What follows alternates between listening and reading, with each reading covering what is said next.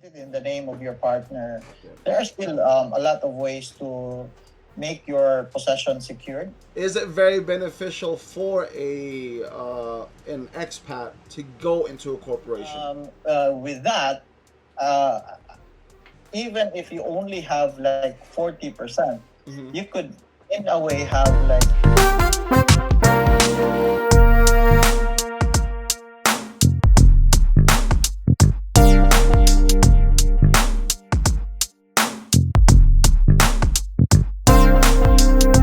Property ownership or even business ownership, how beneficial is it to go into a corporation or make it more legal than just signing a document deed of sale and just okay, here you go, this is mine already type thing. if you're a Filipino, um, I don't see the benefit of like going for a corporation just to own a property, Okay. unless you're like thinking of doing an estate planning already, wherein you want to have a better approach on inheritance tax, or better approach on dividing your properties to your Okay. children.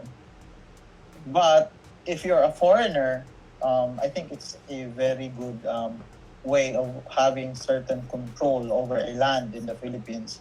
As you may have already informed our expats, your subscribers, that in the Philippines, owning a land is only limited to Filipinos and domestic corporation.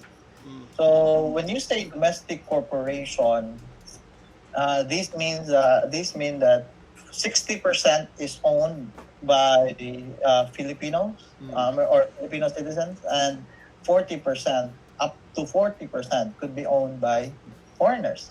Mm. And with that, uh, even if you only have like 40%, Mm-hmm. you could, in a way, have like certain control already over a land.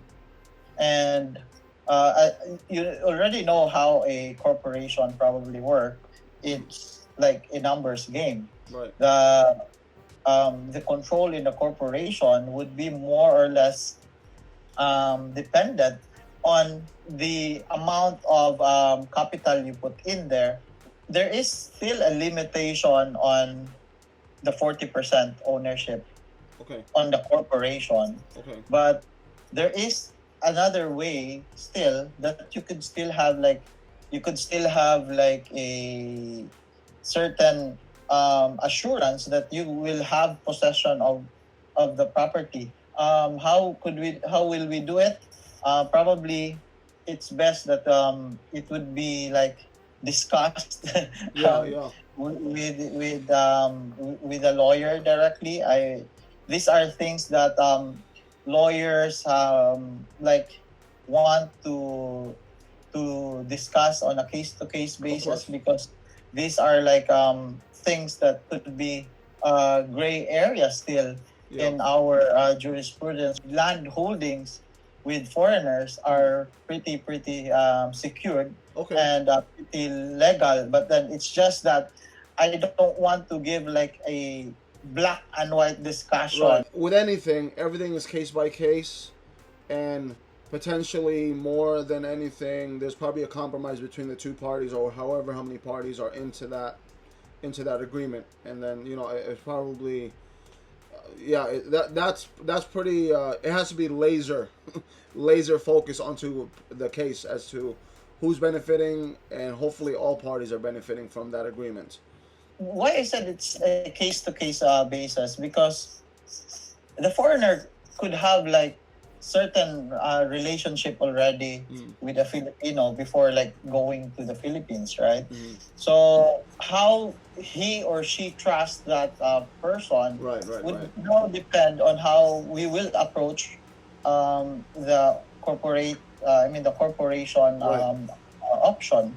Okay. And as you may know, some Filipinos are pretty sensitive Yeah. with regards to trust issues. Oh yeah. And yeah, and that could may instead of like having this option make his life easier, it could make his life Because oh worse. yeah, I would really say it is better if it would be discussed right, when we would see the entire the entire big picture right, before we could like go for this approach. right, There right. are a lot of approach that we can suggest, but then I would say let's discuss it on a case to case basis, Right, right, right. because I don't want to give like a really specific detail for now, or else as I said,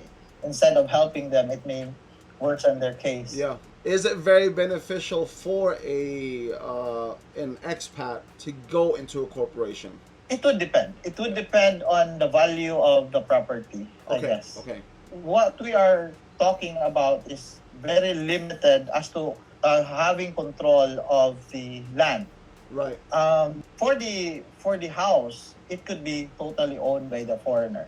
Okay, So okay, yeah. yeah, That's so if you're only thinking of like getting a rural land, which is not so much, I mean, not that big as well, so probably a very low valued property, right, right, I right. would suggest let's find another option, Okay, and wherein you don't have to use a corporation. right, right, Why? Because having a corporation wherein I would really also assume that it would be just the expat who would be like spending for it.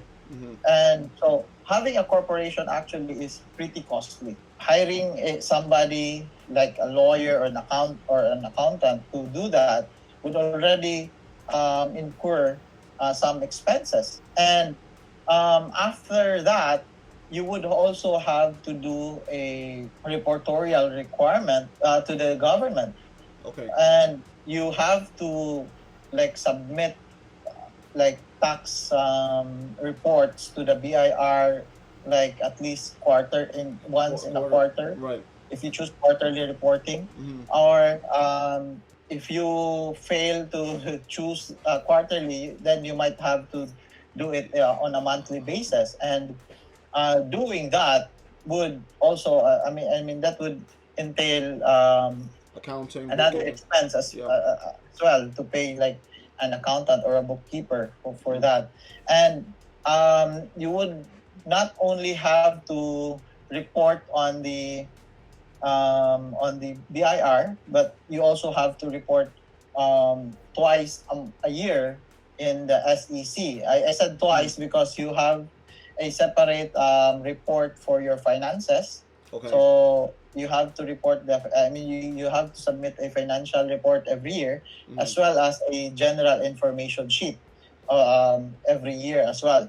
So there are two reports that you have to submit to the SEC every year. Would again entail another So- expense. So basically, if ever wanting the option of a corporation, it just entails a lot more processes to make sure it's running properly. Yeah, true. Opposed to just owning it outright and trusting I guess your partner that everything's gonna go good or anything like that. Yeah, and even if you put it in the name of your partner, there are still a lot of ways to make your possession secured. At least they know there's options. There's options. That's usually the biggest issue I have with expats coming to me. Like, Gil, I just spent 10 million or whatever, however, how many M's on this house, and she's taking it away from me, whatever. I didn't know. In the same token, I tell foreigners or expats, I tell them,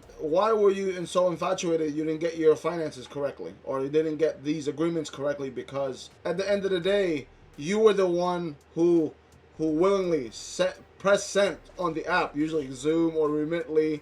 You did this. Like, you're the one that knows. You've gone through life, maybe 50, 60 years, 40 years of accounting for yourself. Why did that go out the window when you met this lovely whatever woman, or whatever in your life? And some of them, they can't answer. I'm like, a lot of it is you have to be accountable for what you're doing. Like, You're telling me you saved 10 million pesos in 30 years or something, and you just frivolously spent it without even considering, what your steps were doing it. I don't know. Maybe the Filipinos are that good. I don't know. So, next question, attorney.